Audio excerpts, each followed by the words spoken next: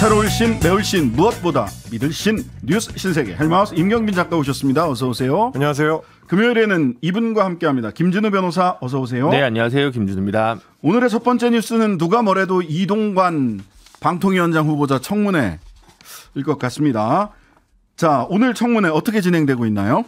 일단 오전부터 계속 이어지고 있는데요. 인사청문회 보니까 일단 이동관 후보자 같은 경우는 답변이 주로 이제 회피적이다라는 식으로 이제 요약을 할 수 있을 것 같습니다. 특히 아들의 학교폭력 사건과 관련해가지고 피해 학생들의 진술서 그리고 하나고등학교 선생님들의 증언을 모두 부정하는 답변을 내놓고 있는데 민주당의 서동영 위원하고 이제 강득구 위원이 계속해서 질의를 했는데요. 답변을 어떻게 했는지 직접 들어보시겠습니다. 솔직히 아무도 그 현장을 본 사람이 없습니다. CCTV가 있는 것도 아니고.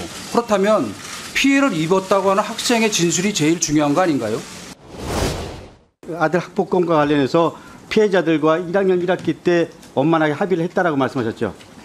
네. 우리 이동관 후보는 거짓말한 적 없다? 아니 그리고 그분은요. 아니 다시 한번 이동관 후보는 이거는 거짓말하지 분명히 않았다. 제가 말씀드려야 하는 다시 게 한번 얘기합니다. 네. 이동관 후보는 거짓말하지 않았다? 네, 저는 제가 알고 있는 그대로 말씀드리지 거짓말할 이유가 없습니다. 만약에 거짓말이라고 이게 들통나면 사퇴할 용이 있습니까? 예.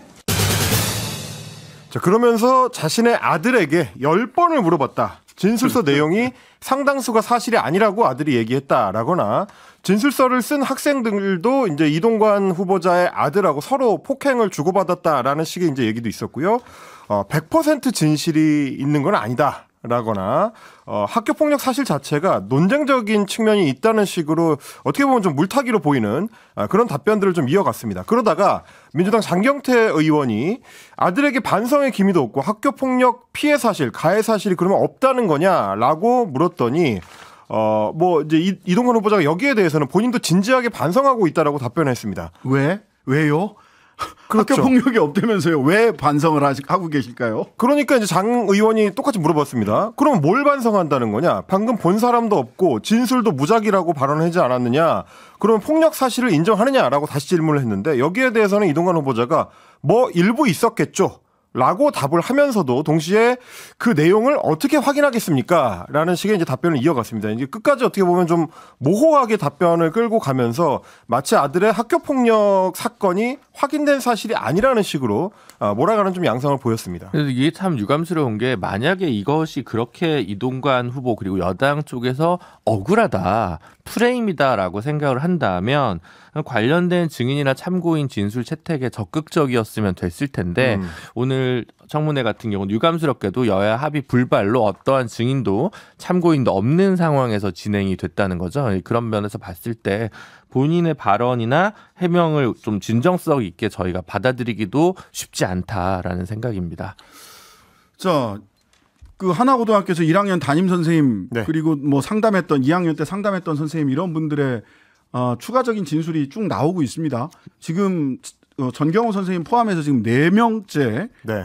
진술이 있었는데 일관된 진술은 학교 폭력이 있었고 화해한 사실이 없다라는 그렇습니다. 겁니다. 근데 이제 이동관 후보자 같은 경우는 지난 6월에 입장문에서도 그렇고 오늘의 청문위원들의 질문에 대한 답변에서도 그렇고 1학년 당시에 당사자들 사이에 이미 사과 그리고 화해가 이루어졌다는 입장을 유지를 하고 있습니다. 하지만 1학년 때 담임교사를 맡았던 그리고 학생들의 진술서를 받았고 피해 사실을 상담했었던 선생님 같은 경우는 오늘 오전에도 이제 경향신문하고 인터뷰를 통해서 피해 학생들이 진술서를 쓰기 전에 화해했다는 주장은 수긍할 수 없다라고 다시 한번 부인을 했습니다. 이 후보자가 이제 맥락이 제거된 사실만 말하고 있다라고 지적을 하면서 이미 화해했던 적이 있더라고 하더라도 비슷한 일이 반복됐기 때문에 학생들이 진술서를 작성하게 된 것이다. 이런 얘기를 했고요. 그리고 당시에 상담을 하러 왔던 아이들은 굉장히 고통스러워하고 있었다라는 점도 강조했습니다. 그 당시에 피해 학생들이 작성했던 진술서를 보면 심각하게 몇 번 이 가해자에게 힘들다고 얘기를 했는데 그 효과는 며칠뿐이거나 아예 없었다라고 이야기한 바가 있습니다. 이 후보자 같은 경우는 이제 오늘 아들의 1학년 담임이 집사람과 아이에게 전화해서 미안하다고 말한 적이 있다라는 발언도 했는데 이 장남이 대학에 진학을 한 뒤에 전화를 해와가지고 그때는 내가 생각을 잘못하고 그랬던 것 같다. 미안하다. 이런 식의 발언을 했다는 겁니다. 필요하면 통화 기록도 조회해봐라 라는 얘기까지 했는데 여기에 대해서도 1학년 때 담임 선생님은 부인에게 전화한 적 없다라고 얘기하면서 졸업한 제자들에게 늘 전화를 한다. 아이가 학교를 옮기는 등 힘든 일을 겪었으니까 위로했을 수는 있지만 사과한 적은 없다라는 취지로 반박을 했습니다. 지각한 사실 학생부에서 삭제해달라라고 이동관 후보자 배우자가 이야기했다라고 하는 진술도 하셨어요. 그렇습니다. 오늘 이제 새로운 진술을 한 건데 MBC 그리고 경향신문하고 통화를 할 때 이 얘기를 했습니다. 2011년에 이 후보자의 부인이 몇 차례 전화를 해서 지각 기록을 수정해달라고 요구했다라는 겁니다. 이게 뭔 얘기냐 싶었더니 이 후보자 아들이 아침 등교 시간에 자주 늦어서 지각이 잦다라는 사실을 학생생활기록부에 기재를 했는데 이걸 알게 된 이 후보자의 부인이 기록 삭제를 요구했다는 겁니다. 그래서 이제 그 선생님은 고칠 수 없다라는 의사를 전달하고 이런 사실관계들을 나중에 이제 학교 교무지원실에다가도 전달했다. 이렇게 이제 밝혔는데 여기에 대해서 이동관 후보자는 새빨간 거짓말이다. 증명할 수 있느냐라고 되물었는데 그러면 말씀 드렸던 대로 사실은 학생생활기록부를 보면 될 텐데 그렇죠. 학생생활기록부를 제출해달라는 청문위원들의 요구에 대해서는 개인 신상에 관한 정보라서 사생활 노출 우려가 있다. 거부했습니다. 그냥 이게 하나고등학교가 이제 기숙사 학교고 사실 이제 지각하기가 굉장히 어려운 학교 아닙니까? 쉽지 않습니다. 이제 눈앞에 엎어지면 코다할거리에 있기 때문에 쉽지는 않지만 뭐 그거는 이제 개인의 뭐 사정이니까 그렇다 치고 뭐 이제 성실하게 학교를 다녀서 지각한 적이 없으면 학교 생활 기록부 자체가 깨끗할 수도 있을 것이고 아니면 몇 번의 지각이 있다고 하면 이 얘기에 담임 선생님 진술이 어느 정도 신빙성이 있구나라고 확인이 될 거 아닙니까? 근데 이 부분도 아까 제가 말씀드린 증인이나 참고인 채택에 불발된 것과 마찬가지로 전혀 제출하지 않고 있어서 역시 후보자의 해명을 이 좀 석연치 않은 부분이 있다라고 느낄 수밖에 없습니다. 저는 한 3가지 정도 질문이 생기는데 하나는 이 하나고 선생님들이 인터뷰를 하면서 왜 이제 와서야 인터뷰를 하느냐라고 하는 질문에 대해서 이렇게 답변을 하세요. 최근 이동관 씨의 발언이나 상황을 봤을 때 당시 아이들의 아픔과 절망에 공감했던 선생님으로서의 자신의 취지와 존재가 무색해지는 게 힘들었기 때문이다. 지금 새빨간 거짓말하고 있다고 하나고등학교 담임선생님 1학년 담임선생님이나 다른 교사들에게 그리고 왜 그분들이 거짓말을 할 이유가 있느냐라고 물어보니까 전경원 선생님의 길을 가는 것 같다. 전경원 선생님의 길은 왜 가느냐. 존재감을 과시하기 위한 것이다. 이렇게 얘기를 해요. 하나고등학교 그 담임선생님이나 이런 분들이 지금 본인의 존재감을 과시해서 얻는 게 뭐가 있습니까? 선생님들 4분을 전부 다 새빨간 거짓말쟁이에다가 관종 환자, 관심종자로 만들어 버리셨어요. 그러면서 그분들의 존재 자체, 그분들이 학생들과 나누었던 교감과 공감 자체를 새빨간 거짓말, 아무것도 아닌 것으로 만들고 계세요. 와, 이거는 선생님들한테 기억이 좀 다를 수는 있을 것 같다라든지 다른 방식도 있을 텐데 결국은 본인이 답변하기 어려운 상황 4분의 선생님이 동일한 진술을 하니까 거짓말쟁이, 관종병 환자 이렇게 얘기해도 되는 건가. 첫 번째 질문이 그거고요. 두 번째는 YTN이나 MBC에서 그때 같이 진술서를 작성했던 다른 학생들 최소 2명의 학생들에게 인터뷰 요청을 하는데 곤란해한다는 겁니다. 이동관 씨 말이 맞다면 무슨 소리냐. 학폭 우리 다 화해했다라고 진술을 하는 게 상식이잖아요. 왜 곤란해하면서 인터뷰하지 않을까. 이제 거의 나이 30이 다 됐을 텐데. 그리고 세 번째, 이동관 씨는 아들에게 요즘 어떤 말을 하고 다닐까. 어떤 말씀을 하실까. 반성하고 사회생활 앞으로 그렇게 하지 마라고 얘기할까 하실까. 걱정하지 마. 네가 뭐 그렇게 잘못한 것도 아닌데 당당하게 살아. 이렇게 말씀을 하실까. 3가지가 무척 궁금합니다. 저는 이제 오늘 청문회가 어떻게 보면 예정된 뭐 정쟁으로 흘러가고 또 이제 어떻게 보면 한미일 정상회담 이슈로 이제 좀 변곡점을 넘기려고 하는 의도가 좀 있지 않나라는 생각이 좀 들거든요. 그래서 어쨌든 그 전부터 나왔던 노이즈니까 그 노이즈 그대로 두고 그냥 임명을 나중에 강행하는 방식으로 용산에서 생각하지 않을까 싶은데 그런 부분들이 지금 뭐 여론조사 결과도 그렇고 글쎄요 국민이 그렇게 충분히 수긍하지 못할 텐데라는 생각이 들면서 굉장히 많이 우려가 됩니다. 네. 이제 뭐 오늘 후보자의 태도와 관련된 지적들이 많이 있었는데요. 특히 이제 오전 질의가 끝나고 회의가 이제 정회가 된 다음에 이동관 후보자가 회의장을 나설 때 김영식 국민의힘 의원을 향해서 감사합니다라고 이제 악수를 청하는 장면이 카메라에 포착이 됐습니다. 뭐라고 이야기를 했는지 한번 들어보시겠습니다. 아유, 감사합니다. 어머 자격을 세게 주셨습니다. 기자협회 조사 보면 반대 의견이 많잖아요. 어떻게 생각하세요, 기자 선배로서? 일반 국민 여론조사를 한번 해봅시다. 네. 이른바 언론 장악 문서들 어떻게 좀 보고 계신가요? 청문회 턱앞에 뭐 이렇게 질문 많이 하는 건 나를 괴롭히는 거예요. 어우 무서워서 질문하겠습니까? 근데 기자들이 후보자에게 무서워서 질문하겠어요? 네, 지금 이제 그 기자가 질문한 것 중에 이제 기자협회에서 반대 의견이 많다라고 얘기하는 거는 참고로 좀 말씀드리면 한국 기자협회에서 마켓 링크에 의뢰해서 16일부터 19일 사이에 이뤄진 그 여론조사라고 하는 게 있는데요. 지난달에 있었던 거죠. 7월에. 그러니까, 예, 11,122명이 기자협회에 등록된 기자랍니다. 근데 그 중에 이제 11,069명에게 문자를 보냈는데 응답을 1,473명은 꽤 많이 한 거죠. 어쨌든 왜냐하면 국민 여론조사도 사실 1,000명 샘플로 많이 하니까 그 중에서 80%가 이제 반대 의견을 나타냈기 때문에 이제 국민 여론조사가 필요하지 않냐. 근데 국민 여론조사도 여러 차례 있었는데 가장 최근 걸 보면 스트레이트 뉴스에서 조원 CNI에 의뢰해서 12일부터 14일까지 전국 2,005명의 유권자에게 했던 여론조사 결과를 보면 이동관 후보자 지명과 관련해서 적합하다는 31.5%, 적합하지 않다는 59.8%를 나타내고 있습니다. 그래서 국민적 여론으로 보더라도 기자협회 수준만큼은 아니지만 본인의 인사에 대해서 좀 부정적 견해가 압도적이지 않은가 싶습니다. 일반 국민 여론조사를 해보면은 찬성 의견이 많을 거라고 확신을 하시는 것 같은데요. 네. 예. 기존의 여론조사를 참고하시면 되겠습니다. 네. 새로 할 필요도 없어요. 자세한 예. 내용은 중앙선거 여론조사 심의위원회 홈페이지를 참고해 자, 주시기 바랍니다. 학폭 이제 무마 뭐- 의혹과 관련된 이야기 쭉 있었고요. 네. 이제는 언론 장악 관련 의혹 그렇습니다. 관련된 이야기 어떤 이야기도 오고 갔는지 좀 볼까요? 이명박 정부 시기에 이동관 홍보수석실이 국가정보원에 언론장악 문건 작성을 요청해서 보고도 받고 그 실행에 관여했다는 의혹들 이게 이제 연일 문서를 통해서 확인이 되고 있는데 오늘 오전에 이제 고민정 민주당 의원이 관련 질의를 했습니다. 여기에 대해서 이동관 후보자는 청와대에 상주하고 있던 국정원 직원이 각 수석실을 다니면서 뭐가 필요한지 수집해서 보고를 했다고 한다. 나중에 홍보수석실에도 국정원 직원 한 명이 와 있었다는 걸 알았다. 그러니까 이제 나는 뭐 관련된 자세한 내용은 잘 모른다는 식의 이제 답변인 거죠. 이거에 대해서 이 후보자는 홍보수석실 행정관으로도 파견 나와 있었던 그 해당 국정원 직원에 대해서 기억하지 못한다라고 역시 답변을 했습니다.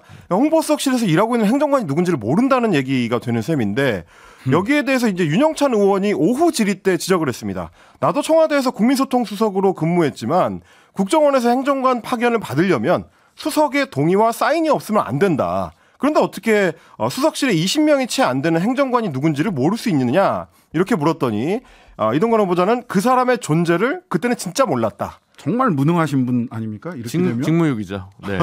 자기 부하 직원이 누군지도 모르는. 아니 이게 이제 뭐 200명짜리 뭐 2,000명짜리 이런 조직에서라면 모를 수 있습니다. 얼굴만 알 수는 있지만 사실 청와대에서 수석실은 되게 작잖아요. 그러니까 네. 그거를 모른다라고 얘기한 네. 그 누가 어공이고 누가 늘공인지 누가 파견직 공무원이고 누가 정무직으로 들어온 건지 그 작은 수석실에서 그거를 모른다는 건 사실 조금 일반인 입장에서는 이해할 수 없고 만약 그 정도의 인지 능력이라면 더 이상 공직을 맡지 않는 것이 좋지 않냐라는 생각이 들 수밖에 이재명 없습니다. 대표는 누군가를 모른다는 것 때문에 지금 재판받고 있습니다.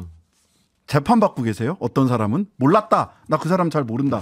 그러니까 잘 모른다. 얼굴은 알고 그런 공무원이 있다는 건 알지만 개인적 친분이 깊은 것은 아니다라고 하는 취지의 이야기 때문에 야당 대표는 재판을 받고 있습니다. 그러니까 이재명 대표 같은 경우는 이제 그 시장인데 산하 기관의 직원을 모른다 안다의 문제였잖아요. 그런데 그렇죠. 이거는 같은 방에 근무하는 수석실이기 때문에 이건 완전 좀 얘기가 좀 다른 것 같고요. 이게 좀 진지하고 겸허하게 청문회를 임하신다고 했던 후보자께서 이런 태도를 나타내시는 것은 조금 곤란하지 않을까 싶습니다. 네. 장제원 위원장에 대한 편파 진행 비판도 있었습니다. 그렇습니다. 민주당 민영배 의원이 소위 말하는 이제 VIP 전화 격려 대상 언론인 이 문서와 관련해 가지고 이제 물어봤습니다. 이 문서 보면 이제 보고자가 이동관 대변인으로 돼 있는데 언론을 권력의 편에 세우려는 아주 위험한 사고 방식이 드러났다. 이렇게 이제 질타를 했습니다. 여기에 대해서 방통위원장을 맡고 있는 장제원 위원장이 직접 편들고 나섰는데요. 뭐라고 했는지 들어보시겠습니다. 뭐 답변하실 거 없어요? 아니 대통령께서 언론사 사장하고 통화하면 안 됩니까? 아니 그거를 문건을 가지고 스핀 닥터 얘기를 하려고 그랬더니 경찰청장에 대해서 언론인들이 어떻게 생각하는지 그거 해가지고 하면 문제가 죄송합니다. 됩니까? 예, 알겠습니다. 답변할 가치를 못 느껴서 답변 안 하는 거예요. 자 이정분 의원 주의해 주십시오. 아니 문건 자체를 왜곡해도 유분수지 말이야. 자 이정분 의원 기재해 주십시오. 이거 특정 당적을 가진 분들이 그 상임위원회 위원장을 하시죠. 근데 청문회 진행하면서 이렇게 얘기하는 건 좀 처음 본 것 같아요. 뭐 보신 기억이 있으세요? 아니요, 저는 뭐 과문해서 그런지 몰라도 예. 이 정도로 이렇게 하는 것은 조금 선을 넘으신 게 아닌가 싶고, 네, 조금 우려스럽습니다만, 네. 그 문건 자체를 이제 왜곡해도 유분수지라고 이제 장제원 위원장이 말씀을 하셨는데 사실 이제 VIP의 전화격려 대상 언론인 보고서는 저희도 이 시간을 통해서 이제 설명을 드렸습니다만. 해당 문서에 왜 전화 격려를 해야 되는지가 자세히 적혀 있습니다. 맞습니다. 문화일보 그 사장에 대해서는 특히 그 당시에 대변인실에서 소위 보도 협조를 요청했던 사안을 잘 들어줬기 때문에 전화를 해봐야 된다라고 적혀 있었기 때문에 이걸 뭐 단순히 세평 수집을 위해서 대통령이 전화를 하는 그런 문제로 보기는 좀 어렵지 않나 싶습니다. 자, 오늘 잠시 전에 5시 좀 넘어서 YTN에서 또 단독 보도를 했습니다. 그렇습니다. 지난번에 이제 YTN에서도 한번 이제 단독 보도를 했던 내용인데, 소위 이동관 후보자 부인을 상대로 한 인사청탁 시도 논란이 있었죠. 이게 이제 2010년 3월쯤에 있었던 1월에서 3월에 걸쳐서 있었던 문제인데, 그 당시에 재판에 경찰에 나가서 이동관 후보자의 부인이 했었던 그 해명은. 이 쇼핑백에 돈이 담겨 있는 걸 모르고 받았다가 확인하고 나서 다음 날에 곧바로 돌려줬다라는 거였습니다. 그런데 이제 오늘 YTN에서 단독 보도한 내용을 보니까 당시 이제 돈 쇼핑백을 건네줬던 당사자가 직접 연락을 해와서 한 불교종파 신도회장이죠. 그렇습니다. 곧바로 돌려받지 않고 이 G20 정상회의 준비위원회 홍보기획단장직을 그때 이제 청탁을 했었는데 이게 안 되고 나서 결국 이제 청탁이 무산되고 나서 2달쯤 뒤에 돈을 돌려받았다. 라고 이제 증언을 한 겁니다. 그러니까 청탁이 무산된 뒤에 돈을 돌려받았다. 청탁이 성공했으면 어떻게 됐을까요? 글쎄 말입니다. 네. 근데 거기에다가 더 덧붙여서 사실 지금까지도 그 당시에 민정수석실에 바로 보고했다고 하는데 네. 그때 담당자가 누구였거나 했던 부분과 관련해서도 충분하게 이동관 후보자가 특정하거나 입증하지 못하고 있습니다. 기억이 나지 않는다라고 얘기해요. 네. 기억이 나지 않는다.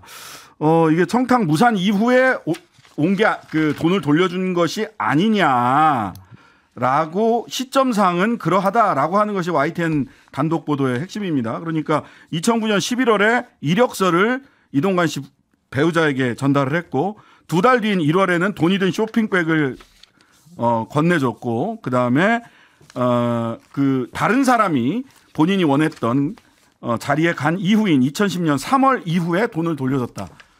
그런데 이동관 씨는 또 여기에 대해서도 새빨간 거짓말이다. 그렇습니다. 즉시 돌려줬다라는 진술을 그대로 유지했습니다. 오늘도. 입장 변화가 없고 한참 뒤에 돌려줬다는 주장은 사실과 분명히 다르다. 이렇게 그러니까 이동관 씨는 자료는 못 준다.